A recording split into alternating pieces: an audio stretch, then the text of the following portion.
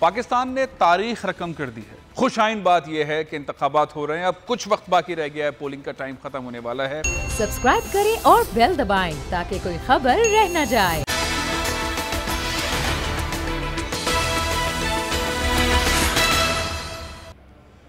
अस्सलाम वालेकुम, मैं हूं फैसल अजीज खान। पाकिस्तान ने तारीख रकम कर दी है। OIC का इजलास हो रहा है और एक ऐसे मौके पर पाकिस्तान ने सारी तवज्जो, सारी दुनिया की तवज्जो पाकिस्तान और फिर अफगानिस्तान के ऊपर मरकूज़ कर दी है। पाकिस्तान की कुर्बानियाँ, पाकिस्तान की और वज़ीर आज़म पाकिस्तान ने तो जो आज तकरीर की है उसके अंदर पाकिस्तान, इस्लामोफोबिया, अफगानिस्तान, अब सारी OIC का फोकस और UNO का फोकस और सारी दुनिया का फोकस ला के खड़ा कर दिया। 6 जो नुकात पेश किए गए हैं वो बहुत ही इंपॉर्टेंट हैं अफ़गानिस्तान के हवाले से।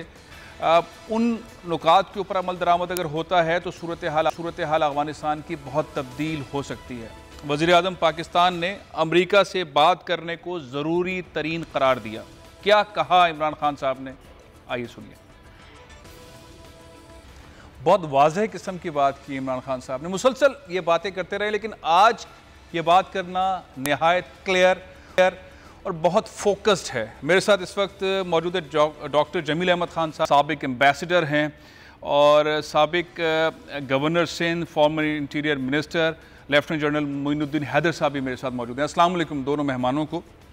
वालेकुम सलाम। जनरल साहब, आज का दिन पाकिस्तान ने एक ब्रेक थ्रू किया है, सारी दुनिया को बहुत खुलकर बता दिया है, ख़ासतौर पे अमेरिका को बता दिया, अक़वाम मुत्तहिदा को, OIC की कंट्रीज़ को, पाकिस्तान की कुर्बानियाँ, इस्लामोफोबिया का मामला, अफ़गानिस्तान का मामला। मेरा ख्याल है कि दुनिया में अब शायद कोई मुल्क बचा नहीं होगा जो पाकिस्तान की जो स्ट्रैटेजी रही है या पाकिस्तान ने जो कुर्बानियाँ दी हैं और जो पाकिस्तान चाहता है वो तमाम चीज़ें आज खुलकर पाकिस्तान ने पेश कर दी हैं। जी हाँ, बिल्कुल सही कहा आपने। सबसे बड़ी बात तो ये है कि इतने शॉर्ट नोटिस के ऊपर OIC के फॉरेन मिनिस्टर्स और इम्पोर्टेंट वफूद का जमा कर लेना और उन सब का आ जाना, यहाँ पर एक बहुत बड़ा ब्रेक थ्रू है जिससे पता चलता है कि पाकिस्तान की फॉरेन पॉलिसी जो है वो कामयाब जा रही है। उसके दुनिया में सब मुल्कों से राब्ते हैं और ख़ुसूसन इस्लामी दुनिया में उसका एक ख़ास मुकाम है। और दूसरी बात यह कि जो मसले इस्लामोफोबिया के पेश आ रहे हैं पिछले कुछ 40-50 सालों से, जिसके अंदर कभी हमारे रसूल सल्लम के ऊपर लोग जो है वो ऐसी नाज़िबा हरकत कर देते हैं जिससे बहुत बेचैनी और बदबदगी फैलती है, उनको समझा रहे हैं। लेकिन और इसके अलावा इस्लाम को जोड़ देते हैं टेररिज्म से। हालांकि सबसे ज़्यादा हमले तो आपको पता है स्टेट टेररिज्म कौन कौन कर रहा है, जो मुसलमान मुल्कों के ऊपर और फ़लस्तीन के ऊपर। तो इस लिहाज से एक ये बहुत मजबूत पैगाम है कि इस्लामी दुनिया सोई हुई नहीं है, जाग रही है और उसको एहसास है अपने किसी बराबर मुल्क में अगर तकलीफ हो वो दुनिया को भी मुतवज्जह कर रही है कि अपनी जिम्मेदारी को पहचाने। आपकी जिम्मेदारी खाली ये नहीं है कि दुनिया के गरीब तरीन मुल्क पर पहले एक सुपर पावर उसको रौंद डाले 20 साल तक, उसके बाद दूसरी सुपर पावर आए, बहुत सारे यूरोपियन यूनियन के लोगों को लेकर और उसको 20 साल तक रौंद डाले और फिर वहां से उठ के चल पड़े और अपनी जिम्मेदारी और तबाही बर्बादी फैलाई है। उसका जो है वो कौन उठाएगा उसकी तबाही बर्बादी जो वहां उन्होंने फैलाई है। ये उनका इखलाकी फर्ज बनता है कि उसको मईशत को अपने पैरों पर खड़े रहे। पहले आप उनको मारने के लिए अरबों डॉलर खर्च कर, अब उनको बचाने के लिए आप जो है चंद मिलियन या चंद मिलियन डॉलर नहीं खर्च कर सकते। ये मेरे ख्याल में दुनिया को याद कराया है कि ये आपका क्या फर्ज बनता है और क्या आपकी जिम्मेदारी बनती है। तो मुझे उम्मीद है कि इसका बड़ा अच्छा मैसेज जाएगा, एक अच्छा इसका एलानिया होगा और कोई प्रैक्टिकल इमदाद जो है वो अनाउंस होंगी और एक परमानेंट मैकेनिज्म ऐसा निकाला जाएगा कि जब तक अफगानिस्तान पैरों पर खड़ा ना हो जाए, उसके सब महकमे न चल पड़े तो उसकी मदद जारी रखी जाए। और पाकिस्तान का दिल देखिए कि हम कभी हिंदुस्तान को इजाज़त नहीं देते कि हमारे लैंड रूट इस्तेमाल करते हुए दूसरे मुल्कों में तिजारत के लिए जाए या वैसे जाए। हमने इस मामले में नरमी बरती। हमने कहा ठीक है, आप वाघा के बॉर्डर के थ्रू उनको ह्यूमैनिटेरियन एड जो है अपना कंधों और दूसरी चीजें पहुंचा सकते हैं। तो पाकिस्तान तो हर लिहाज से अपना रोल अदा कर रहा है एक अच्छे पड़ोसी के लिए बिल्कुल सही कहा आपने, पाकिस्तान अपना रोल बहुत ज़बरदस्त अदा कर रहा है। जमील अहमद खान साहब, ये इसको सराहना मेरे ख्याल है सबसे ज़्यादा चाहिए कि जिस तरह पाकिस्तान ने ये कॉन्फ्रेंस मुनक्किद की और ये 6 पॉइंट, इन 6 पॉइंट के अंदर सारे मसाइल का हल है, जिसमें अफ़गानिस्तान में तालीम, सेहत, तकनीकी शोबों में सरमायाकारी करना की बात की गई। अक़वाम मुत्तहिदा OIC का ग्रुप बनाकर अफ़गानिस्तान में जायज़ बैंकिंग की सहूलत फराहम करे। अफ़गान आवाम को खुराक की फराहमी से मुतालिक बात की गई है। इंसदाद दहशत गर्दी और मनशियात से मुतालिक खात्मे से मुतालिक इदारे कायम करने की बात की गई है। इंसानी हकूक़ और ख़वातीन और लड़कियों के हकूक़ की बात की गई है। अफ़गानिस्तान में दहशत गर्दी की रोकथाम के लिए अफ़गान हुक्काम की मदद करने की, मिलकर काम करने की बात की गई है। ये ओवरऑल अगर सिनेरियो देखें तो इससे बड़ा ब्रेक थ्रू मौजूदा दौर के अंदर किसी मुल्क ने नहीं किया होगा जो पाकिस्तान ने आज कर दिखाया है। क्या कहेंगे डॉक्टर साहब? बिल्कुल बिल्कुल, जो ये अलमिया जन्म ले रहा है अफगानिस्तान में, उसमें इसी बात का तकाजा था कि ऐसी बातें होनी चाहिए और पाकिस्तान ने ये बीड़ा उठाया। ख़ास तौर पर मेज़बानी के लिए वॉलंटियर करके सऊदी अरब उनके चेयर है, उन्होंने इनवाइट किया है, OIC मीटिंग कॉल की है सऊदी अरब ने as a chair of the OIC, और ये मीटिंग कॉल हुई है OIC के चार्टर आर्टिकल 10 के तहत। और ये हमें सारों को पता है कि 41 साल के बाद अफ़गानिस्तान पे दूसरी एक्स्ट्राऑर्डिनरी मीटिंग हुई है। तो ये तो इसका एक पहलू रहा। यकीनन जिस कलीदी नुक्तों को उठाया गया है, ये नुक्ते इनमें से चंद तो पहले भी उठाए गए, जैसे आप जिक्र कर रहे थे इस्लामोफोबिया के बारे में, जैसे आप जिक्र कर रहे थे कि ये जो अलमिया जो जन्म ले रहा है, इमरान खान ने जो जिक्र किया है वो मैन मेड डिज़ास्टर और ये तमाम चीज़ें, इस पर तो UNGA जनरल असम्बली की जब तकरीर हुई तो इस पर इस्लामोफोबिया पर कश्मीर का जिक्र उधर भी आया था, आज भी आ गया। ये डिप्लोमेसी में दरअसल कंसिस्टेंसी बड़ी ज़रूरी है। दुनिया अपने और कंसिस्टेंसी, और ख़ास तौर पे जब मल्टीलैटरल डिप्लोमेसी हो तो वहाँ तो चीज़ों को बहुत ज़रूरी होता है कि कंसिस्टेंसी के साथ उसको किसी न किसी अंदाज में दोबारा पेश किया जाए। आज खुशी है कि चंद नए पॉइंट्स के अलावा ये जो पुराने पॉइंट्स जिस पे दुनिया कान नहीं धर रही थी उसको दोबारा रिपीट किया गया है। इससे एक और बड़ा फ़ायदा इस खास तौर पर मीटिंग की मेज़बानी से जो हमें हुआ है वो ये हुआ है कि इतने सारे ममालिक, जिसमें कि 70 के करीब डेलीगेट्स टोटल हैं, जिसमें 20 वज़राए ख़ारजा और 10 डिप्टी वज़राए ख़ारजा शामिल हैं, तो उसमें पाकिस्तान की जो एक bilateral engagement on the side line हुई है और हो रही है और कल तक होती रहेगी, वो बज़ाते खुद एक डिप्लोमेसी में बड़ी कामयाबी और बड़ी खुश आइंद बात है। तो ये तो बायलैटरल का हमने उसको ऑन द साइड फायदा उठाया, उससे जो कि हर मुल्क उठाता है।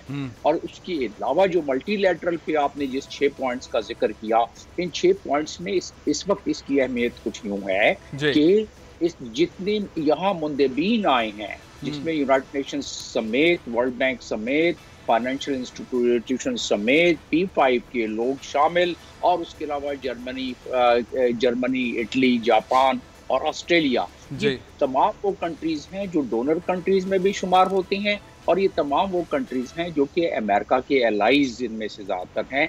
तो उस लिहाज से देखा जाए तो महसूस होता है कि 6:30 बजे के करीब जब हम ये जॉइंट स्टेटमेंट जब हम देखेंगे और सुनेंगे तो उस वक्त उम्मीद है कि जिस तरह के फॉरेन मिनिस्टर ने अपने मेज़बानी के खुतबे में फरमाया कि एक ऐसा तरीक़ाकार व्हीकल ऐसा वो किया जाए, तरतीब दिया जाए, अफगानिस्तान को सपोर्ट करे कंसिस्टेंटली, और उसके अलावा आपने 6 के 6 पॉइंट्स बाकी बता बिल्कुल सही है। लेकिन मैं आपको एक और अहम तकरीर का, प्राइम मिनिस्टर की तकरीर का एक और जिसे कहते हैं कि बहुत ही टाइमली इमरान खान साहब ने कश्मीर को और फ़लस्तीन के मामले को भी छेड़ा और बड़ा पॉजिटिवली छेड़ा। एक ऐसे फोरम पे छेड़ दिया जहां अफगानिस्तान के मामलात भी, इस्लामी फोबिया के मामलात भी, सारे दुनिया की आंखें खोल दी, पाकिस्तान की कुर्बानियां भी, लेकिन कश्मीर के मामले को, फ़लस्तीन के मामले को किस तरह बयान फरमाया इमरान खान साहब ने, ज़रा सुनिए।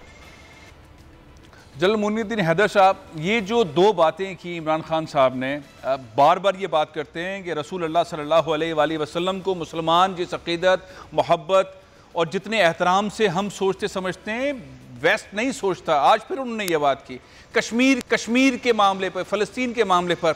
आप क्या देखते हैं कि इस अपॉर्चुनिटी को सही तरह इस्तेमाल किया इमरान खान साहब ने? इस पर भी कमेंट कीजिएगा। और एक और चीज़ कि जब भी किसी मुल्क का सरबराह वज़ीर आज़म खिताब कर रहा होता है या जो भी हमने करते हुए देखे, वो कुछ ना कुछ पढ़ रहे होते हैं, तकरीर लिखी भी होती है।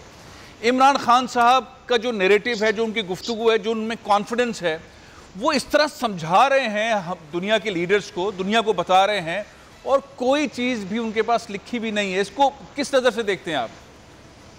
जी, ये बहुत इम्पोर्टेंट इश्यूज इस्लामिक दुनिया के जो उन्होंने उठाए हैं, और दो कदीम मसले जो हैं, फ़लस्तीन का, कश्मीर का, जिसमें यूनाइटेड नेशंस का रेजोल्यूशन है कि वहाँ प्लेबिसाइट होगा और वहाँ पर उनकी हुकूमतें बनेंगी, तो उसके ऊपर कोई पेशरफ नहीं है। दुनिया इस तरफ तवज्जो नहीं देती।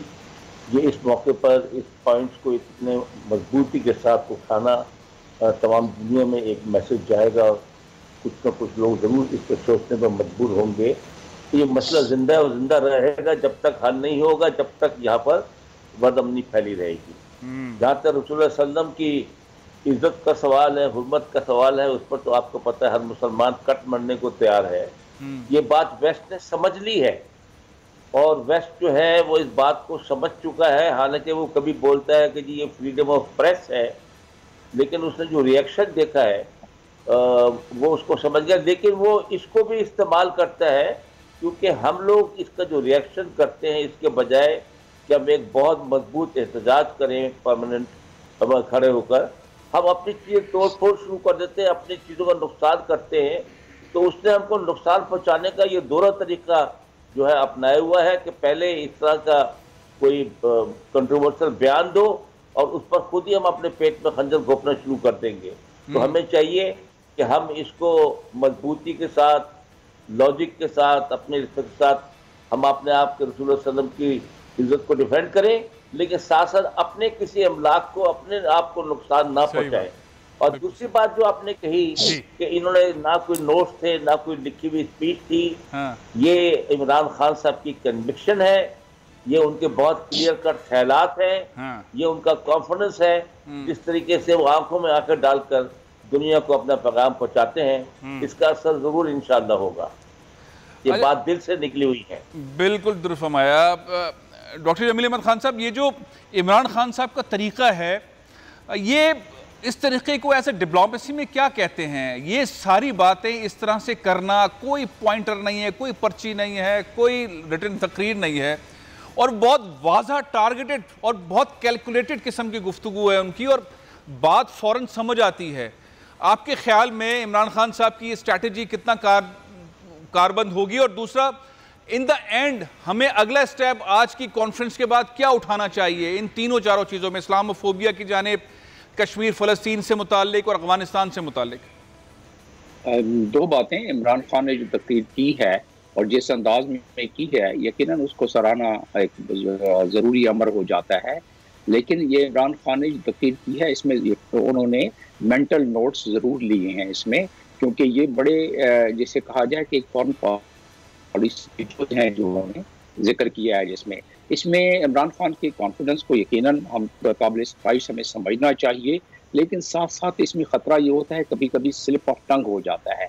आज तो बहुत ही खूबसूरत और बहुत मुदब्बर और बहुत ही मुस्तहकम तरीके की तकरीर थी, लेकिन कभी कभी स्लिप ऑफ टंग हो, जैसा कि पहले एक दो दफ़ा हुआ, तो उसके लिए कभी थोड़ी सी दुश्वारियाँ पैदा हो जाती हैं। और इसलिए जो स्टेट्समैन है या जो इस किस्म की मल्टीलैटरल फोरम की तकरीरें होती हैं, उसमें कुछ पॉइंट्स अगर सामने रख लिए जाएं तो और ज़्यादा बेहतर हो जाता है। लेकिन मुझे यकीन है कि वो तमाम पॉइंट्स इमरान खान ने एक मेंटल नोट्स के तौर पर लेके और उसका उन्होंने अहाता करके फिर तकरीर की है। ऐसे उठ के तकरीर ये नहीं हो सकती। Number one. नंबर टू, आपने दूसरी जो बात की उसमें हमें क्या करना चाहिए इसके बाद, हमें जैसे कि मैं आपको कह रहा था कि एक कंसिस्टेंसी बहुत ज़रूरी है। सबसे बड़ी बात यह कि हमने ओआईसी के कंट्रीज़ को इन्वॉल्व कर लिया, और ओआईसी के कंट्रीज़ में ख़ास तौर पे आपने गौर किया होगा जो तकरीर फरमाई है टर्की के फॉरेन मिनिस्टर ने, जो कि एशिया ग्रुप को रिप्रेजेंट कर रहे थे यहाँ, और साथ में जिस तरह के जॉर्डन के फॉरेन मिनिस्टर ने तकरीर की है जो कि अरब लीग को रिप्रेजेंट कर रहे थे, और इसी तरीके से अफ्रीकन कंट्रीज को रिप्रेजेंट, सारों ने उनमें मुबासलत पाई जाती है जो वो है अफगानिस्तान की बढ़ती हुई एक ज़रूरत को और इमरजेंसी को जिसको कि एड्रेस करने के लिए चकोदो करने के लिए सारों ने जिक्र किया अपने अपने अंदाज से। तो लिहाजा हमें क्या करना चाहिए, हमें फौरी तौर पर अब जैसे ये जॉइंट स्टेटमेंट आती है, क्योंकि अब इसके सारे के सारे स्टेक होल्डर और ये बाहिमी रजामंदी से जॉइंट स्टेटमेंट यानी कि जॉइंट करने के जो शाया होगी, उसके बाद जो हमारे एम्बेसीज हैं तमाम 57 ममालिक और उसके अलावा जितने मुबसरीन यहाँ आए हैं P5 और बाकी कंट्रीज जिनका जिक्र मैंने किया, वहाँ हमारे सफीर जो हैं उनको बहुत ज्यादा मुतहरिक करके उनको ये चीजें कंसिस्टेंसी के साथ 3 तरीके से मजीद करनी पड़ेंगी। उसके अलावा मुनीर अकरम साहब को भी ये बड़ी ज्यादा तरीके से आगे बढ़ाना होगा। न्यूयॉर्क में जो फॉलोअप्स जो है पाकिस्तान को तेज करने पड़ेंगे, फॉलोअप्स तेज करने पड़ेंगे। बहुत बहुत शुक्रिया डॉक्टर जमील अहमद खान साहब, बहुत बहुत शुक्रिया जनरल एटॉर्नी हैदर साहब, बहुत बहुत शुक्रिया। एक न्यूज़ ब्रेक ले रहा हूँ, उसके बाद हम बात करेंगे पाकिस्तान में आखिरकार बल्दियाती इंतखाबात हो रहे हैं। KP में पहला मरहला हो रहा है लेकिन बहुत खूनी है, बहुत लोग ज़ख्मी हुए हैं, जाँ बहक भी हुए हैं। आखिर ताज़ा तरीन सूरत हाल किया है, आधा घंटा तकरीबन बाकी रह गया पोलिंग में। हम बात करेंगे इस न्यूज़ ब्रेक के बाद।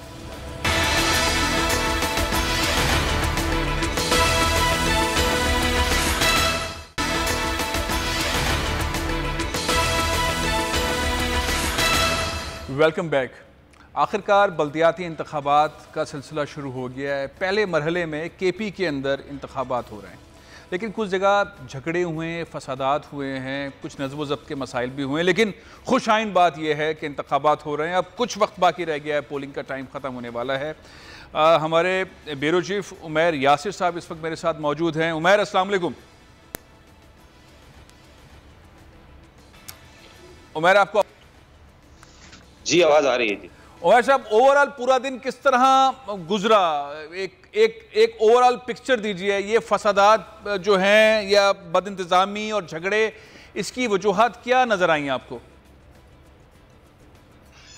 देखिए, जो सूरत हाल आज रही है पेशावर में और सूबे के जो दीगर 17 अजला में, तो उनको मजमूई तौर पे फसादात तो नहीं कहा जा सकता, लेकिन बदइंतजामी रही है, लड़ाई झगड़े काफ़ी जगहों से रिपोर्ट हुए हैं।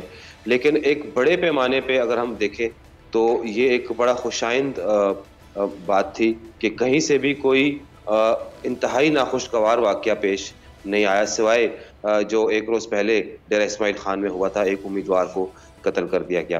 लेकिन आज पोलिंग का दिन था, तो पोलिंग के दिन में मजमूई तौर पे जो है वो लड़ाई झगड़े होते भी रहे, कहीं पे शोर हंगामे, कहीं पे पोलिंग भी कुछ टाइम के लिए बंद हुई। लेकिन मजमूई तौर पे देखा जाए तो एक खुशाइन है। अच्छा, ये बताइए कि किसका पलड़ा भारी नजर आ रहा है? कौन सी पार्टी, हुक्मरान जमात भारी नजर आ रही है या कोई और जमात आप समझते हैं कि भारी है? देखिए, अगर सिर्फ हम पेशावर की बात करें तो पेशावर में हुक्मरान जमात, तहरीक इंसाफ, इसके अलावा पीपल्स पार्टी, जमीयत उलमा इस्लाम, इनका इंतहाई सख्त मुकाबला है। क्योंकि इससे पहले जो पीपल्स पार्टी के उम्मीदवार हैं, जाहिर वो भी एक सियासी घराने से हैं। आप फोरकास्ट क्या कर रहे हैं? पेशावर का कौन आ रहा है मेयर? किस पार्टी का आ रहा है? एक अंदाजे के मुताबिक तो पीपल्स पार्टी या जो है जमीयत उलमा इस्लाम, इनमें से एक। तो PTI कहीं नजर नहीं आ रही आपको? लेकिन सबसे स्मार्ट तो मेयर उनका लग रहा है। अच्छा जी, तहरीक इंसाफ भी इसमें इस पीछे नहीं है, उनको भी इसमें बिल्कुल हम एक साइड पे नहीं कर सकते। अच्छा। तो एक सख्त कांटेदार मुकाबला तीसरे नंबर पे कर दिया। चले, आपने बैरिस्टर साहब भी मेरे साथ मौजूद हैं, तर्जुमान हैं, KP गवर्नमेंट के सेनेटर रह चुके हैं, बड़े सीनियर पॉलिटिशियन हैं। बैरिस्टर साहब, अस्सलाम वालेकुम। वालेकुम अस्सलाम। बैरिस्टर साहब, पहले तो मुबारकबाद, KP में आखिर इंतखाबात हो रहे हैं और पाकिस्तान में बल्दियाती इंतखाबात वाला सिलसिला शुरू हो गया है। अल्लाह करे सारे पाकिस्तान के अंदर इंतखाबात हों। ये छोटी मोटी झड़पें शड़पें नज़र आई हैं, कुछ लोग शहीद भी हो गए हैं, ज़ख्मी भी हुए हैं। ओवरऑल हुकूमत की कामयाबी है। आप क्या देखते हैं, मजमूई तौर पर आपके पास क्या इंफॉर्मेशन है इत्मीनान बख्श सूरत हाल करार देंगे या कोई आपकी इंतज़ामी कमज़ोरी करार देंगे कि इसमें फ़ौज को बुला लेना चाहिए था, तो ये चीज़ें ज़रा नज़्म ज़ब्त इसका बेहतर रहता? देखें जी, जहाँ तक सूबाई हुकूमत का ताल्लुक है तो वज़ीर आला खैबर पख्तूनख्वा महमूद खान साहब ने तो ज़ाती तौर पर इस इंतखाबात की मैनेजमेंट को और इसकी निगरानी को बहुत संजीदगी से लेते हुए कई इक़दाम किए हैं, और ख़ुद ही इंतखाबात से पहले तकरीबन रोज़ाना की बुनियाद पर इजलास करके पुलिस और सिक्योरिटी इदारों के साथ और दीगर जो महकमे हैं उनके साथ मुसलसल राब्ते में भी रहे हैं और उनके काम की निगरानी भी करते रहे हैं। जहाँ तक ये आपका सवाल है या जो आपने अभी पॉइंट उठाया कि ये जो गड़बड़ शड़बड़ हुई है या कुछ हादसे हुए हैं, देखें इंतखाबात में हमारे मुल्क का ओवरऑल अमूमी मिजाज ही ऐसा है कि लड़ाई झगड़े तो होते रहते हैं, और बदकिस्मती से कुछ ऐसे वाकयात ज़रूर हुए हैं जिसमें लोगों की जानें भी गई हैं। लेकिन अगर आप देखें तो इसमें कई वाकयात ऐसे हैं कि जो शायद ज़ाती दुश्मनी या ज़ाती इख्तिलाफात का नतीजा ज़्यादा है, क्योंकि जिस तरह डीए खान के वाक़े की तरफ अभी इशारा किया गया, वहाँ भी देखें सच कोई सबूत नहीं है कि कोई पॉलिटिकल रीज़न से हुआ है। मोस्ट प्रोबेबली हो सकता है कि कोई ज़ाती बात हो, क्योंकि उसकी फैमिली पे डिपेंड करेगा कि वो उम्मीदवार की फैमिली किसको अब जो है वो चार्ज करेगी। इसी तरह जो बाजवड़ में एक वाक़या हुआ है जिसमें IED धमाका हुआ और एक खुदकुश धमाके की भी इत्तलात आई है, वो इस तरह की चीजें वो बाजवड़ में इसलिए है कि अफगानिस्तान के करीब है, तो आपको पता है वहां पर काफी अरसे से ये एक जंगी सूरत हाल रही, जो दहशतगर्दी की सूरत हाल थी, तो उधर तो थोड़ा बहुत मतलब ये इशू आया है। लेकिन ओवरऑल अगर देखा जाए तो छोटे मोटे लड़ाई झगड़ों के अलावा बाकी सूरत हाल तो इत्मीनान बख्श रही है। सिर्फ एक बदकिस्मती से एक वाकया हुआ है करक में, जिसमें PTI के MNA शायद खटक साहब का भतीजा और उनका एक गनमैन जो है, उनको अभी थोड़ी देर पहले फायरिंग के नतीजे में वो दोनों शहीद हुए हैं। ये एक मैं समझता हूं कि बदकिस्मत वाकया है, जहां पर ये दो अफराद जो हैं वो पॉलिटिकल झगड़े की वजह से जो है उनको ये कैजुअल्टीज हुई हैं। ओवरऑल दूसरी बात जहां तक है, देखें पुलिस तकरीबन 77,000 के करीब अहलकार जो हैं पुलिस के, वो पूरे सूबे में तकरीबन 9,223 पोलिंग स्टेशंस को सिक्योरिटी फराम कर रहे हैं। साथ ही साथ हमने QRF यानी क्विक रिस्पांस फोर्स जो होता है, उस हवाले से FC और आर्मी को भी स्टैंड बाय रखा हुआ है। लेकिन जो आपने पॉइंट उठाया, देखिए सूबाई हुकूमत का काम है अपनी मशीनरी को अलर्ट रखना और उनको फौरी तौर पर एक्टिवेट करना, लेकिन फौज को बुलाने का जो फैसला है वो सूबाई हुकूमत का नहीं है, वो इलेक्शन कमीशन का होगा। बिल्कुल सही बात है। अगर इलेक्शन कमीशन रिक्वेस्ट करती, सूबाई हुकूमत को कहती, तो फौज भी आ जाती। लेकिन मेरे ख्याल में इसी से ही अंदाजा होता है कि ओवरऑल सूरत हाल ज्यादा कोई मखदूश नहीं है, इसलिए फौज को बुलाने की जरूरत नहीं पड़ी। अच्छा बैरिस्टर साहब, ये बताइए कि ये इमरान खान साहब का ड्रीम था, उन्होंने KP से शुरू किया है, अब वो चाहते हैं कि सारे मुल्क के अंदर, सारे सूबों के अंदर इंतखाबात हो जाएं। इस वाले पूरे इंतखाबात का जो आज का दिन है, प्री एंड पोस्ट वाले सिनेरियो के अंदर कौन सी ऐसी इस्लाहात की ज़रूरत है इंतखाबात के इनेकाद में, जहां आपने देखा कि ये वीकनेस थी, अगले मरहले में इसको हैंडल कर लिया जाएगा, इसको ठीक कर लिया जाएगा या करना चाहिए? देखें, मैं इसके बारे में जो मेरा इमीडिएट रिस्पांस होगा वो ये होगा कि इंतखाबात का इनेकाद एक ख़ास तवातर के साथ और अपने मुअय्यना मुद्दत जो इदारों की होती है उसके खात्मे के फौरन बाद रूटीन में होना चाहिए। अगर तसलसल से इंतखाबात होते रहें और ख़ास तौर पर बल्दियाती इंतखाबात, क्योंकि यहाँ पर लोगों के जो आम मसाइल होते हैं, गली मोहल्ले के जो मसाइल होते हैं, वो एड्रेस होते हैं इन इंतखाबात के नतीजे में, तो मैं ये समझता हूँ कि ये जो अफरा तफरी और थोड़ी बहुत ये जो लड़ाई और खूनरेजी हुई है, इसका भी सदेबाब और कल्ला कमा रेगुलर बेसिस पे हो तो फिर ये बिल्कुल सही कह रहे हैं आप। अच्छा उमर यासिर, एक चीज़ बताएं, क्या हमने कहीं पे देखा कि वोट खरीदे जा रहे हैं? जैसे पंजाब के अंदर कुरान शरीफ पे हाथ रखकर हमने मनाजिर देखे थे, ऐसा कोई वाकया, ऐसी कोई चीज़, ऐसी कोई कस्में, ऐसी कोई वादे, ऐसी कोई मन्नतें KP में किसी जगह पे रिकॉर्ड पर आई हैं? क्योंकि आवाम के अंदर जो ख़ास तबकात हैं जो दौलत के बलबूते पर सियासी इक़्तिदार का रास्ता अपनाते हैं, उनको तो आप, मैं उमर यासिर आपसे सवाल किया था मैंने, उमर यासिर साहब से। अच्छा जी जी, देखिए रिकॉर्ड पर तो ऐसी कोई चीज़ नहीं, लेकिन वादे कस्में तो बहुत होती हैं, जाहिर है यहाँ पे जो ख़ानदानी निज़ाम होता है, बिरादरी का सिस्टम होता है, इलाके महल्ले का, गांव का जो सिस्टम होता है, लेकिन कोई ऐसी बात अभी तक ऑन रिकॉर्ड नहीं आ सकी कि जिसमें वोट खरीदे गए हों। क्योंकि यहाँ पे तो जो पार्टी की एफिलिएशंस है, जो सियासी जमातों की जो एफिलिएशन है, वो इस कदर ज़्यादा है कि मेरे ख्याल में अभी तक ऐसी कोई चीज पंजाब में भी है, सियासी पार्टियों से वाबस्तगियां बड़ी जबरदस्त हैं, लेकिन उसके बावजूद वो उस तरह के क्लिप्स आ गए थे। बैरिस्टर साहब ये बताइए कि पेशावर का मेयर कौन आ रहा है? आप ऑनेस्ट जवाब दीजिएगा कि पीटीआई का मत कह दीजिएगा, क्योंकि हमारे ब्यूरो चीफ ने भी तीसरे नंबर पर रखा है पीटीआई को। नहीं, मैं तो बल्कि आपको ये कहूंगा कि आप ये सवाल किसी नजूमी से या जायचा बनाने वाले से पूछें, क्योंकि आपको पता है कि इंतखाबात का जब तक नतीजा और हतमी नतीजा इलेक्शन कमीशन से हो जाता उस वक्त तक आप कोई प्रेडिक्शन करना मेरे ख्याल में उसकी बेबुनियाद सी होती है बात। इस वक्त मुकाबला अलबत्ता जारी है और मैं समझता हूँ कि जो पाकिस्तान तहरीक इंसाफ का कैंडिडेट है वो यंग है, तालीम याफ्ता है, और अगर बाकी लोगों के मुकाबले में देखा जाए तो सबसे ज्यादा डैशिंग, डायनामिक और एजुकेटेड बंदा है। और मैं समझता हूँ कि पाकिस्तान के अवाम को चाहिए और पेशावर के अवाम को चाहिए कि वो अच्छे कैंडिडेट का चुनाव करें। देखें बाकी जितने भी हैं वो सब मौरूसी सियासतदान है, किसी का पोता है, तो पीपल्स पार्टी का कैंडिडेट जो है वो भी एक मौरूसी सियासतदान है। जेयूआई का जो कैंडिडेट है वो भी अपने वालिद साहब की वजह से और अपने ससुर साहब की वजह से आज मुंतखब इंतखाब लड़ रहा है। और मेरे ख्याल में एक गैर जमहूरी, गैर रिवायती जो कल्चर है उसकी सही किस्म की अक्कासी और अलंबरदारी कर रहे हैं, जबकि तहरीक इंसाफ का कैंडिडेट एक बिल्कुल मेरिट पर, यंग, विदाउट एनी अकरबा परवरी और मौरूसी सियासत से बिल्कुल एक जुदागाना हैसियत में इलेक्शन लड़ रहा है। तो अवाम अगर फैसला करेगी और गैर जानिबदाराना और गैर मुतासिबाना अंदाज में करेगी तो उनको चाहिए रिजवान बंगश को सपोर्ट करे। अच्छा बैरिस्टर साहब एक चीज़ बताइएगा, ये तो आपने कहा कि मिडिल क्लास और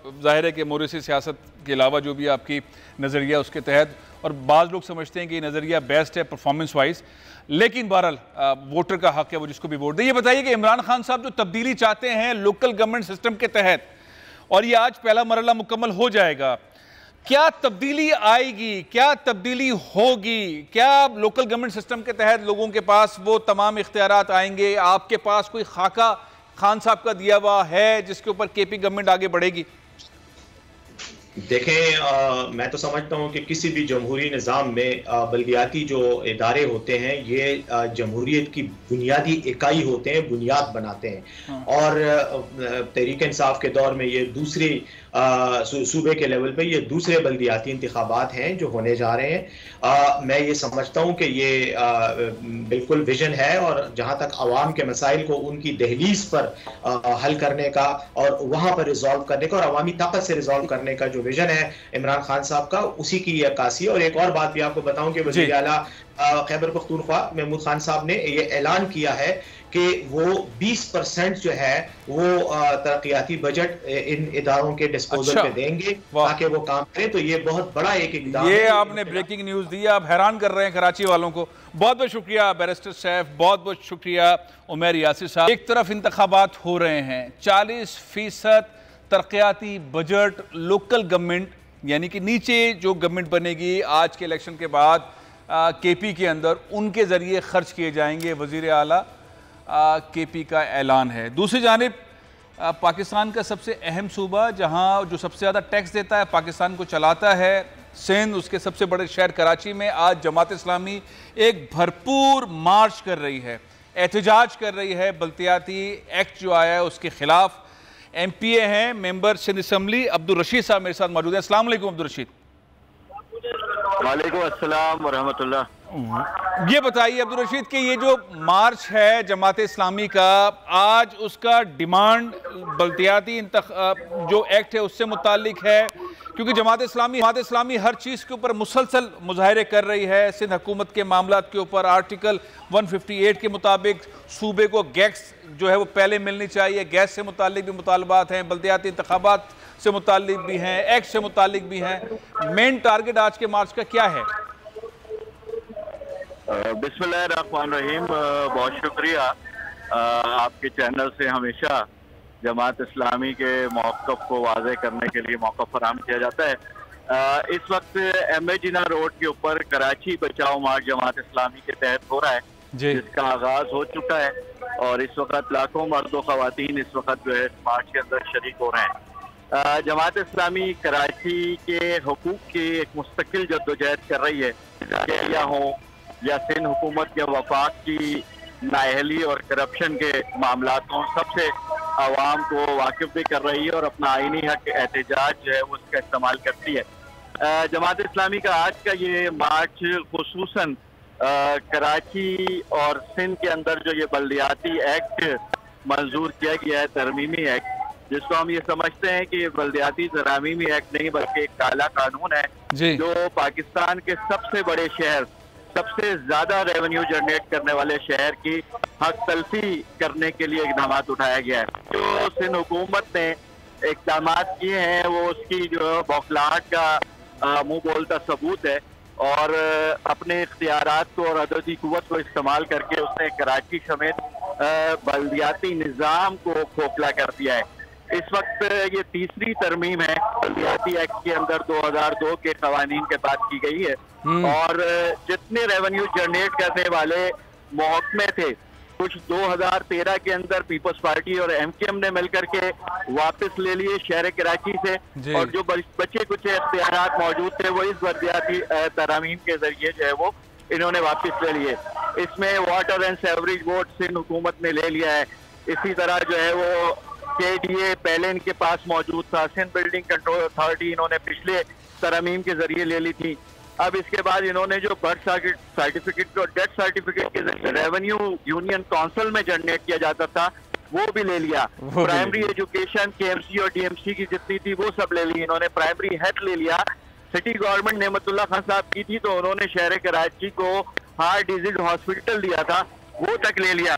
KMC का सोबराज हॉस्पिटल बंसरोड वो वापस सब कुछ ले लिया है इस एक्ट के तहत और जमात इस्लामी एहतजाज कर रही है। बहुत बहुत शुक्रिया अब्दुल रशीद साहब, जलसा गाह से राब्ते में थे।